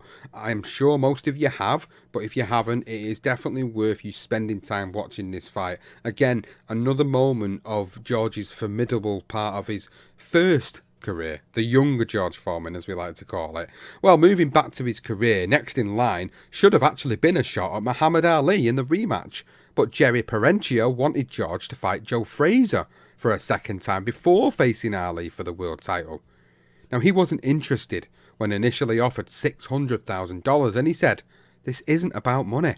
I just don't want to be in the ring with that guy." The offer was upped to $800,000, but he still refused, so Perenchio, he pulled out all the stops, and he asked the great Joe Louis to call Foreman and explain the significance of fighting Frazier. George was flattered that Joe Louis had called him, but his response was the same. "Joe, I know what you're going to say, and I respect you as much as anyone in the world. Maybe I need another tune-up or two before Ali, but not Joe Frazier." Joe Louis's response took him by surprise, and he said, "That's what Joe is for you, George, a tune-up." George opted to take his advice, but before he could accept, Perenchio called again and offered $1 million for the fight. George accepted. The fight took place in New York's Nassau Coliseum in the summer of 1976 in front of a crowd of over 10,000 who were predominantly cheering on Frazier. The fight went longer than their first encounter, but it had the same ending. Foreman dropped Frazier twice in the 5th round, but rising from the second knockdown, his trainer Eddie Futch stepped up on the ring apron and told the referee to stop the fight. George remembered embracing his bad boy image, and he said, "As I stood over him, glaring, the crowd booed. I stared out defiantly at them, trying to enjoy their boos." Following that victory, 2 more fights followed in August and then October. Both were knockout victories, and Sports Illustrated declared Foreman is the heavyweight division. Now, Perenchio wasn't able to deliver Ali, so he quit boxing, and George then made the decision to team up with Don King, but he couldn't get Ali either. George was adamant that he was avoiding him, saying Ali saw that this George Foreman wouldn't be the dope he roped in Africa. Brilliant one. I love that. So yeah, he's obviously signed up with Don, and his next fight was against Pedro Agosta. That was next on January 22nd, 1977 at the Civic Auditorium in Pensacola, and was broadcast live on ABC. And this was the second fight in a 3-fight television deal, but this one ended in just 4 rounds. Now, 2 months later, George was back out in his final fight for the ABC deal against Jimmy Young, 25-2, in San Juan, Puerto Rico. Win this, and it would be Ali for the world title, even if Ali, at the time, as he was saying, was going to retire. As being mentioned, the WBA would strip him, and Foreman would have the chance to become a 2-time world champion by fighting for the vacant title against another top contender. Everything seemed to be lining up for a second chance for Foreman, but outside the ring, his life was changing. After he knocked out Agosta, his beloved auntie Carla passed away. Then, during his preparations for the Young fight, his nephew George had suffered a seizure and was in hospital on a life support machine. George Foreman was devastated for his sister and that poor little boy. So he did something that would impact his life forever. He prayed to God, asked him to save his nephew and take his life instead. The next day, he got an update from his sister. She said, "I saw George's feet move." He responded, "Are you kidding? Great." "Yeah," she said, "but they say I never speak again." George then explained what happened over the next few days. She called the following day. She said she had told George, "If you can hear this, blink your eyes." He did. A day later, he spoke. When he came home from hospital, he kept saying, "I've got to see my daddy." "What do you mean, your daddy?" she asked. "George Foreman's my daddy." Today, George Dumas is bigger than I am, and he can talk the ears off a chocolate bunny. So continuing on from this moment, George actually believed that his call to God was answered. He then prayed to God again a few days before his fight with Young, and he said, "I began a prayer to a being I wasn't even sure existed. God," I said, "maybe you can take my life and use it. Maybe you can use me as something more than a boxer." In an extraordinary night for George Foreman, where he was not at his best, he had echoes of Don King asking him to carry Young for a few more rounds so that ABC could get in a few more adverts. He pushed and hit on the break and almost broke Young's left arm in one of the clinches. Foreman was then deducted a point in the third round for what the referee called unnecessary roughing. Then midway through the fight, George recalled, "I glanced around the ringside seats as I always did, hoping to find Mr. Moore. When I remembered that he was gone now, dead of cancer, grief suddenly filled me again. I had to put the pain aside to continue the fight." Foreman hurt Young with a left hook in the 7th round, and George recalled, "But instead of delivering the crowning blow, I wondered whether Don King would be satisfied with a 7-round bout. In those seconds of indecision, Young's wits returned, and he ran for his life." Young later confessed himself to Sports Illustrated, "George did not know it, but while I may have been standing, I was out cold. He could have pushed me over with his little finger. How I survived that round, I will never know." The fight was close, but Young was ahead on 2 of the 3 scorecards, but he cemented his victory when he dropped Foreman with a right in the 12th round. All 3 judges gave it to Jimmy Young by unanimous decision, and the fight was named the Ring Fight of the Year for 1977, and the round was also named the Ring Magazine Round of the Year. Interesting, isn't it? I think it's something's not quite well. You know, he feels like a couple of prayers. Well, one prayer's been answered. He's starting to pray, and then he could have got rid of Young, and then he indecisiveness, and Young recovers, and then he loses the fight. That's why you shouldn't listen to your dodgy promoters that tell you to keep people in the ring longer than you need to be. Dangerous game, heavyweights. But George, well, anyway, he returned to the dressing room exhausted and despondent following the defeat, and he actually felt ill. It was then that something happened to change George Foreman's life. There in the dressing room, Foreman experienced what he calls a spiritual revelation. Now, he explained that when he arrived in the dressing room, he was so hot, hotter than he had ever been in his life. So he started pacing around to cool down, and then he kept thinking about death, not suicidal thoughts, but when he dies, and he couldn't get that out of his head. Then out of the blue, he said, a voice interrupted my thoughts. Though it came from inside my head, it definitely wasn't my own. You believe in God, so why are you scared to die? The voice continued. If you believe in God, then why are you afraid to die? George then blurted out the words, I'm still George Foreman, I can still box, I can still give money to charity and for cancer. As if offended, the voice grew urgent.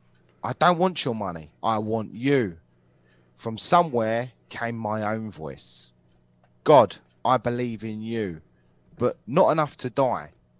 To this day, I don't know whether I said the words aloud, he did, some people have said he did, or just heard them in my head. As I fell to the floor of my dressing room, my leg crumpling beneath me, my nostrils filled with the stink of infection. I recognized it instantly as the smell of absolute despair and hopelessness. Then I felt myself transported to a far off place, to an enormous void, to the bottom of the bottom of the bottom. This was the literal idea of nowhere, not some place you talked about as nowhere, not even a place you could imagine unless you'd been there, but the real nowhere, the place where hope doesn't exist. All I could see was nothing, nothing but nothing, over my head and under my feet, just nothing. Now that was what was going on in George Foreman's head. He believes he spoke to God. I've never heard this interpretation before. I've heard other people say this big 6-foot man running around in his dressing room naked, screaming obscenities, but this is what George believed. Now, George Foreman believed that he had died and a giant hand was carrying him out of the emptiness surrounding him. He then said his head and hands were bleeding and he began to yell, "Jesus Christ is coming alive in me." It all sounds a bit crazy. He then jumped into the shower before Gil Clancy and the others in the room could stop him. As the water poured down on him, Foreman began to shout, "Hallelujah, I'm clean. Hallelujah, I've been born again." Clancy later explained his reason for this extraordinary behaviour. It was hot as hell in the ring. He was hallucinating from dehydration.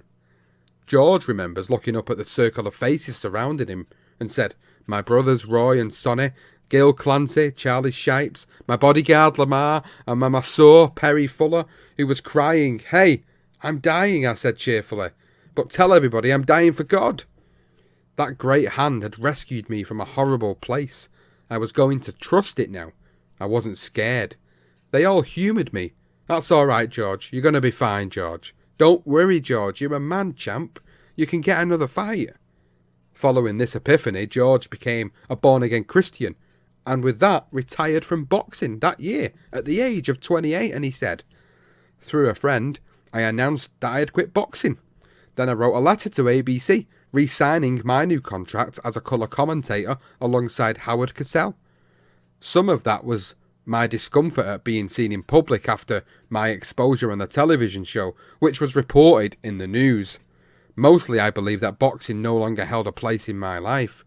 Boxing had been a funnel for my hatred, to knock a guy out. I needed to psych myself into a state of viciousness. But that George Foreman didn't exist anymore.'" There you go. I always wanted to know what was going on in George Foreman's head. I've heard a lot of other people's opinions. Gil Clancy's was one of them. Someone else as well. Reporters, I've read reports, but a lot of them are just sort of saying that it was a bit of hysteria. You know, I'm not a religious guy. I'm more. I like to see things more scientific and men. You know, I think he went through a mental episode, and you know, where he's been talking to God, he's had the problems with his nephew. I think that's come to the forefront, and that's where it's all come out. That's just my honest opinion. If you're a believer, you probably believe this, like many people did. A lot of people said he was nuts, and a lot of others said, yes, you had to call it. So you believe what you want. That's it. You do believe what you want, don't you? This is the thing. This is the thing with this story. Is like I never really known from his perspective of how he felt at the time this was happening.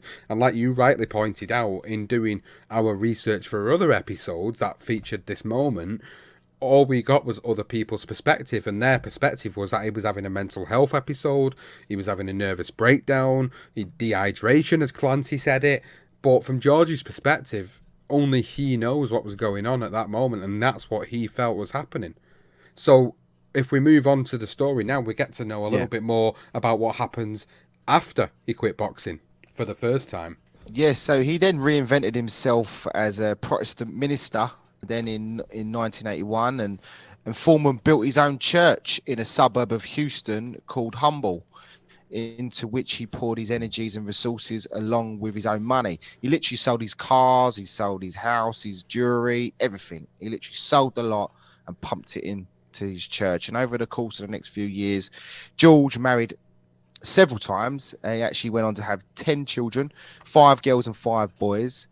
All 5 of his boys are actually named George Edward Foreman, each with an additional of a Roman numeral and a nickname. He actually joked years later as well that people were asking why I named my 6 sons George Foreman. Well, when you've been punched in the head by Muhammad Ali, Joe Frazier, Evander Holyfield, Ken Norton, try to see how many names you remember. That was his reasoning behind it, which is a great reasoning. So after a decade outside of the ring, in which he changed his image from being a fierce, angry and unapproachable guy, he became friendlier, more likable, easygoing fella. And then in 1983, George, along with his brother Reed, founded the George Foreman Youth Community Center in Houston to keep young people away from drugs and crime by establishing facilities to encourage involvement in sports and learning.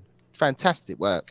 4 years after its founding, George realized that the center needed more funds. So what did he do? Well, he decided to come back to boxing. And after a 10-year hiatus at the age of 38, George decided to go back into boxing. Now, he had remodeled his image. He was smiley, friendly, a bald person, but he shaved all his hair off. That loved hamburgers and joked about always being hungry. One thing that actually enabled him to star in the ads for Doritos and KFC. It's just brilliant. George remembers that when I publicly announced my return, the people laughing loudest were the sports writers. I don't mind. They could be excused for their ignorance.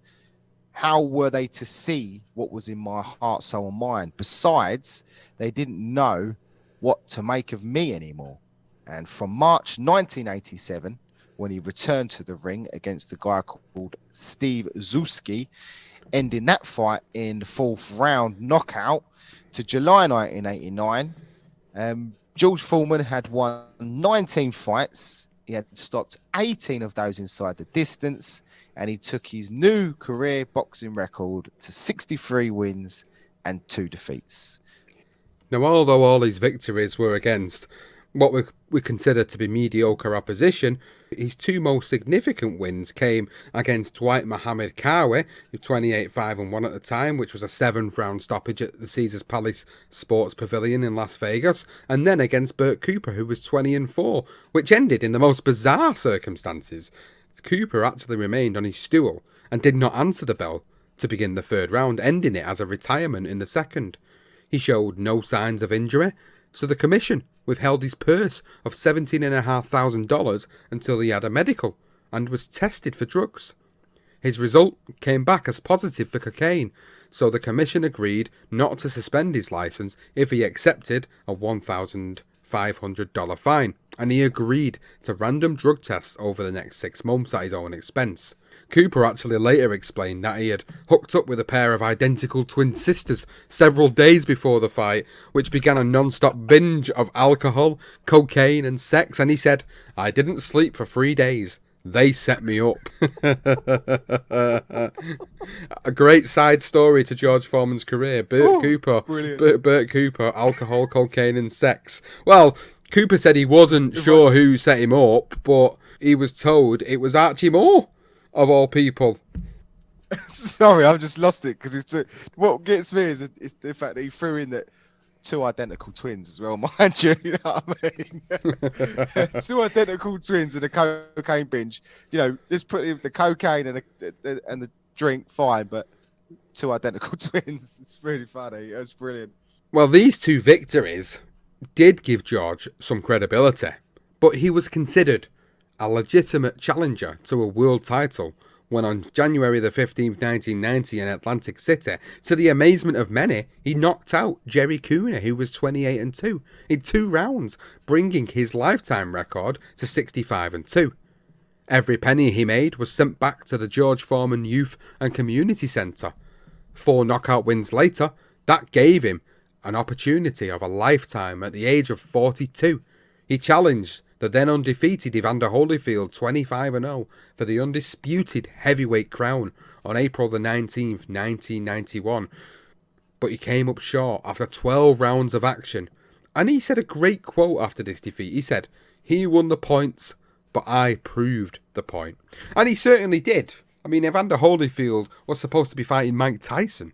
George Foreman steps in and he defends the title against Foreman instead. And even at that age, at the age of 42, he still gave Evander Holyfield problems in that fight. And it just goes to show at this point of his career, is there just that glimmer of hope that he might actually do something?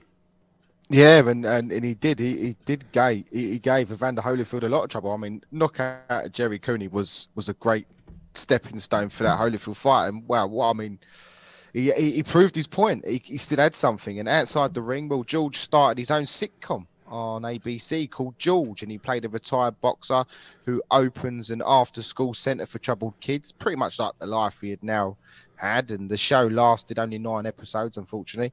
But inside the ring, he produced 2 solid performances against decent opposition in Alex Stewart, 28-3, and Pierre Coetzee, who was 39-4.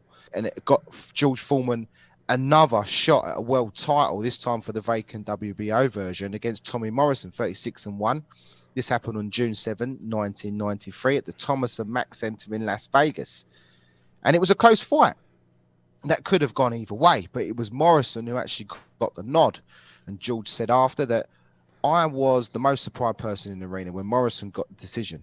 Bob Arum, who had promoted the fight, said publicly that I should quit. Sports writers did too. They wrote that I looked lackadaisical. When used to describe a boxer, the words code talk for old kept coming up. So, I mean, he's an old boy, but he's still knocking with some of the young guns. And Holyfield actually went on to lose the WBA and IBF titles by decision against Michael Moorer on April 22nd, 1994. And George was given another chance to become a world champion with the WBA and the IBF titles on the line.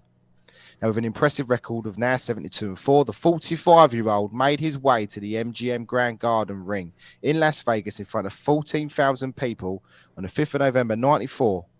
Now, it was 20 years not to the day, but it was 20 years since his loss to Muhammad Ali in Zaire, and he was wearing the same trunks, which were once bright red, but are now were a faded pink. It was Big George's moment of redemption, and everyone in attendance understood its significance of the opportunity he had. He was a huge underdog, George Foreman, and into the fight, and Moorer he dominated the fight pretty much. Those early exchanges, early on, it was pretty clear for me. Moorer was in control, but Foreman was getting himself back into it. And then late in the 10th, we've got Richard Hoffa of Sports Illustrated that describes the finish, and he says Foreman hit Moorer with a left-right combination to the forehead that had the effect of disgusting the champion. He momentarily dropped his hands as if he was mad at himself. Then Foreman hit him with a chopping right hand, and bedlam ensued. Foreman crouching into a neutral ring post in prayer, even as Moorer reclined on the canvas, peering into the dark lights. He had done it. George Foreman, a world champion again. George revealed his prayer to God after becoming the oldest world heavyweight champion at 45, and he said, I looked up to heaven. Can you believe it? I thought. We did it. I prepared to get down on my knees and give thanks. I'd already told God when I left the hotel before the fight that if I won, I would for the first time say a prayer in public. And as I knelt in the closest corner, that's exactly what I did. Thank you, Jesus. He continued, thank you for winning this. I just want to know I appreciate all the help you have given me. Now, shortly after his epic victory, Foreman was actually stripped by the WBA for refusing to face Tony Tucker. He defended the IBF and won the vacant WBU title against Axel Schills by a majority decision 5 months later, but was stripped of the IBF title for refusing to give Schultz a rematch. He then took on 2 undefeated challengers in Crawford Grimsley, 20-0, and Lou Savareason, who was 36-0 in 96 and 1997 respectively, before taking on Shannon Briggs, who was 29-1 on November the 22nd, 1997 at the Taj Mahal Hotel and Casino in Atlantic City. Now, the fight wasn't even close after 12 rounds, in which Foreman consistently rocked Briggs with power punches. Almost everyone at ringside saw him as the clear winner. But the decision was controversial, and Briggs got awarded a majority decision.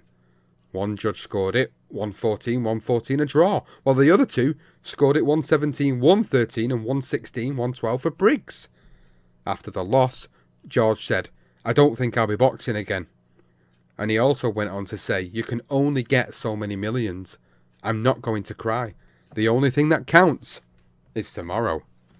And that was initially the end of George Foreman's in-ring career. I mean, just at this point, I want to summarise this second part of his career, because it might feel to people that we've kind of gone over it quite quickly given all the other stories that we've included for the episode. But let's be honest, he didn't fight a lot of great opponents. He fought a handful of very, very good established opponents and champions or former champions.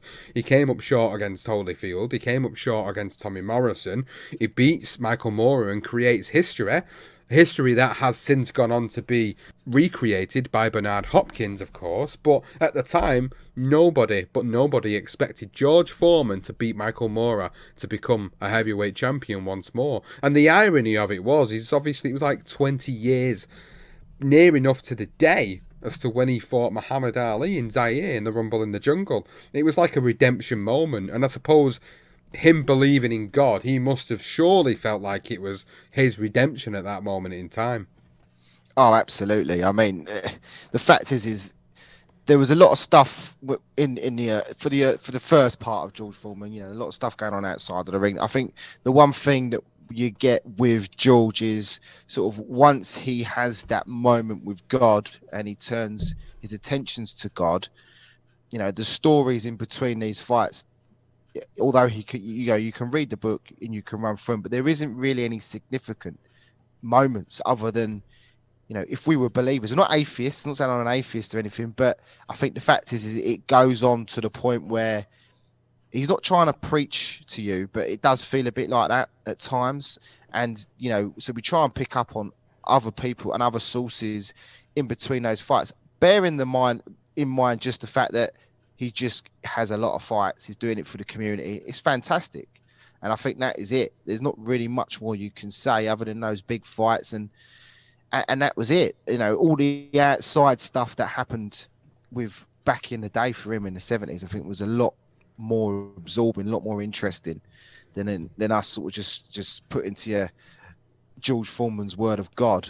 Look, if you believe in God, you know, great. That second part of his book, you'll love it. It didn't really have that for us to. But look, the fact is the second part of George is a magnificent achievement, a fantastic achievement what he does. And like you said, Sean, like when he beats Moorer, no one expects it, but he gets the victory. You know, he's a good guy. Everybody loves him. They're cheering. I mean, the atmosphere from that fight was really great, and just the raw.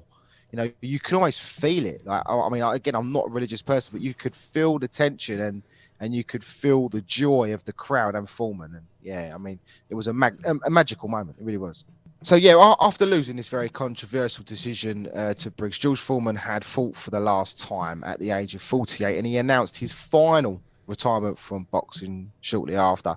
Burt Randolph, Sugar, said this of George Foreman's comeback, and he said, "In any listing of great comebacks, the finger of history lingers longer over the name of George Foreman than any figure in boxing. Nay, all of sports." And absolutely, I mean, it is a remarkable achievement. George reflected on his boxing career a month or so after the fight in a prayer. So this is the point I was mentioning with the book. This is what he recounted, and he said, "I was on the treadmill in my exercise room thinking about how you can't ever be an expert in God. You have to wake up each morning and tell yourself, I've got faith. I guess that's why it's called faith, not science. As I prayed right there on the treadmill, I gave thanks for the goodness that's come my way for 46 years. As vividly as it happened the day before, I remembered the look on Mrs. Moon's face that first time I passed through the lunch line as at the Oregon Jobs Corps Center. She smiled at me. That was the moment I decided I was special. God, I said, this is some kind of life you've given me." And that is pretty much how George's sentiments are after that second side of it. Everything sort of does relate to God. He finished his boxing career with a record of 76 wins, 68 a knockout, only 5 losses. One of those, one knockout against Ali. It didn't end there for George. He went on to become a very successful boxing analyst and announcer for HBO from 91 to 2004. But his most successful business venture was his promotion of the George Foreman Lean, Mean, Fat, Reducing, Grinning Machine, where he has said that he earned more than he had in his entire boxing. It's interesting because before I go into some of the stats about this, it was another weird moment for him in his life because In fact, this was actually supposed to be Hulk Hogan's lean, mean, fat grilling machine. Hulk Hogan was It offered this was, that's first. right. Hulk Hogan was offered it first, and he turned it down. And Hulk Hogan regrets it to this day. You heard interviews with Hulk Hogan. He says that was his $200 million mistake. He had the opportunity to endorse that machine, and because of how well it sold, and even today how well it still sells. It's ridiculous the sort of money he's made on it. Funny. It's crazy that he's made more money on that than he ever made in his boxing career twice over. I mean, the grill has sold over 100 million units worldwide since 1995. Under the original deal, Foreman had a right to about 40% of the profits from the grills. At the height of his success, he received 4.5 million a month in payouts. He even suggested sometimes he was paid 8 million a month in payouts.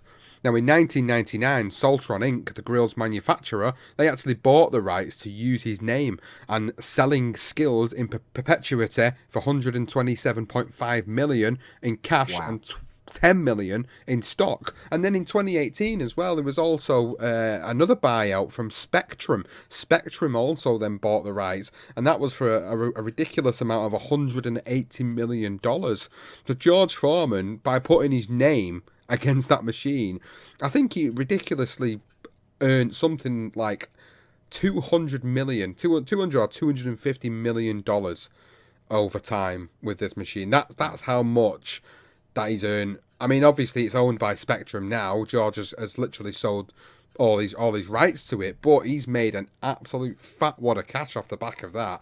I mean, if anybody's successful in boxing, bloody hell, George Foreman. He had that business acumen from a very young age, going all the way back to that contract that Doc had made him sign, and the fact that he was able to use his education and his skills that he'd learned from the Job Corps to get himself out of that sticky situation. He's always had that business acumen about him, no matter what's happened in life, and this was just another one of them moments where he's done that. So that's his business acumen, that's his business side of his career. Let's move back to the boxing then, Johnston. Let's look at his championship record first and foremost. Now, he defeated 5 opponents, 4 by KO, for the World Heavyweight title.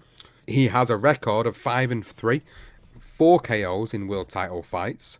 A record of 6-4, 6 KOs against former or current world titleists, and he won against the likes of Joe Frazier twice, Ken Norton, Dwight Muhammad Kawe, JB Williamson, and Michael Moorer. Of course, his losses were against Muhammad Ali, Evander Holyfield, Tommy Morrison, and Shannon Briggs. Johnston, do the awards and the recognition he's received over the years. Yes, so he received the Ring Progress of the Year award in 1970, the Ring Fighter of the Year award in 1973 and 1976, and the Ring Comeback of the Year award in 1994. I think that's the Ring Comeback of a Lifetime award for me. It's amazing. He was actually named the 4th greatest heavyweight of all time by the Ring in 1998. And named the 9th greatest puncher of all time by the Ring in 2003. I mean, just the championship record there, and then the awards and recognition. There's plenty more stuff. I mean, George, there's so much information out there for George, but what a true great, an absolute great of the sport. Well, there's one more thing we'd like to do before we summarise this episode, and he's such a great guy that he's got all these different interviews he's done over the year, and he's a true great in the sport of boxing. Now, this is a quote of his from 1994. This is his humble opinion at that time, and he says, "I'm not saying I'm great. I'm nothing near great, but boxing, is me. It's what I do. Boxing was invented for me and nobody else. There's nobody been born meant to wake up in the morning and put on the bruising suit. People say to me, how can you come back? How can you sacrifice? How can you make this struggle? This is no struggle. This is easy. I'm almost 50, but this is what I do. All I do. This is my business." And that summarises George Foreman. And I know that was in 1994, so even that, is quite a while. I say, what's that, 28 years ago since that quote. And even still now that resonates with what George Foreman is all about. Even in his 70s now, George Foreman is still such a humble guy. You go on social media and people will ask him questions and you'll see him reply to them now and again, and they'll talk about him fighting certain fighters of this generation. And he's still humble about it now. He's quite open and says, look, I don't think this type of fighter would beat me, or he would be adamant if he couldn't beat a certain fighter, or a certain fighter would beat him. That's how humble he is about these certain situations. Even now, it's great to see his interactions and the way he is with people and what he does, and even in his 70s, and he's just. I've got absolutely nothing but adulation for what he's done throughout his career. I mean, we said at the top of the show, there's two versions of George Foreman, the young and the old, and all these fantasists talk about young and old George Foreman fighting each other, who would beat one another, or who was the better fighter. Was it young George Foreman? Was it old George Foreman? I mean, for me, I don't look at it in that way. I just look at it as George Foreman was a tale of two halves. They talk about football or soccer, it's usually a tale of two halves, and I think George Foreman's story was certainly that. He went from a really angry individual. He channeled that anger into the sport of boxing. He became a heavyweight champion. He lost himself for that moment. He became a born-again Christian. He becomes a completely different guy. He goes into boxing once again because he feels like there's something left to prove, and he becomes a champion once more.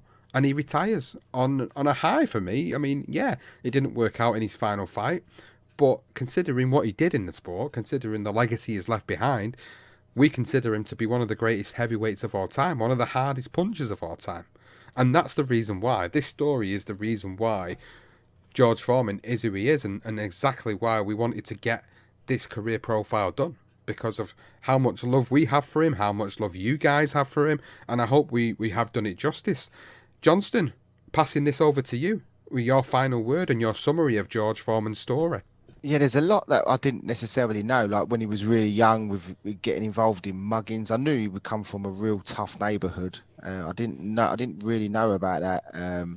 So that was fascinating to find out about him, and how angry he was, and how the Jobs Corps helped him, and having that moment in time where he's in the Olympics, and you've got that divide where you've got, is he going to go against America, or is he going to stick with him? And he waves the flag, and he has that great quote that you read out, Sean, where it's like it's all about being an American for him, and how he broke that down, and that was the intellect that he had picked up from the Job Corps, and he really appreciated that. I think he met the president again. I think he met Nixon, and it was to do with the Jobs Corps, and it was like a patron for it. He was, and he really, really loved it, and he worked hard to try and keep it going, because of the benefit he got from it. So that was a fascinating thing.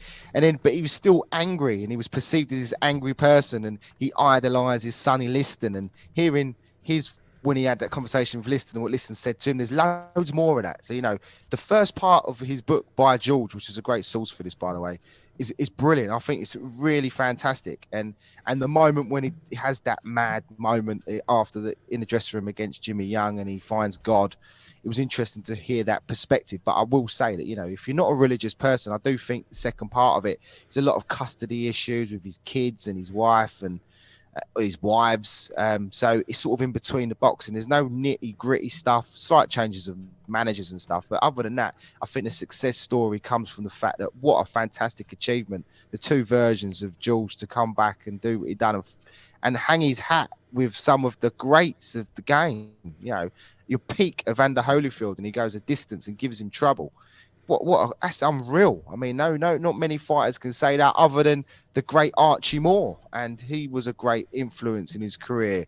Hearing his side of things, Joe Lewis ringing him up, all these fantastic names he was just dropping in that he spent time with, and the angry George, the nice George. I think the angry George was the better fighter, stronger fighter, tougher fighter, more formidable, and I think the older George was more fun, more enjoyable in his interviews and witty and stuff, but I don't think he was as good. But yet, as you said, Sean, George Foreman's the whole package. You can't just separate him. He's one person at the end of the day, but it's just an epiphany he has that sort of just changed his direction.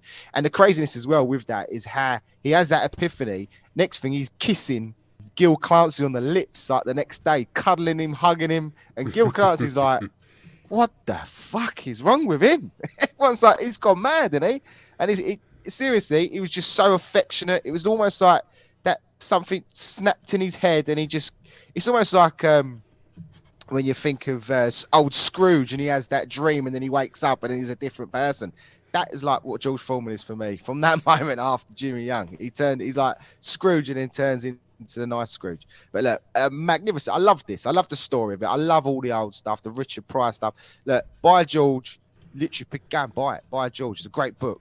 And the other book we used as well was Life in the Ring by John E. Oden as well. So, 2 books there we used, and they were great source for this. It's been a brilliant episode. I've really thoroughly enjoyed doing George Foreman's career profile. And as we've repeated throughout the course of the episode, we've done George Foreman's, we've done Joe Frazier's, Muhammad Ali's, we've done the Rumble in the Jungle for Legendary Nights. George Foreman obviously features, quite prominently in them episodes. So if you haven't already listened to them, please do go back and listen to them. If you have, you'll have already heard some of the different stories that we've brought to them episodes about George's life and career.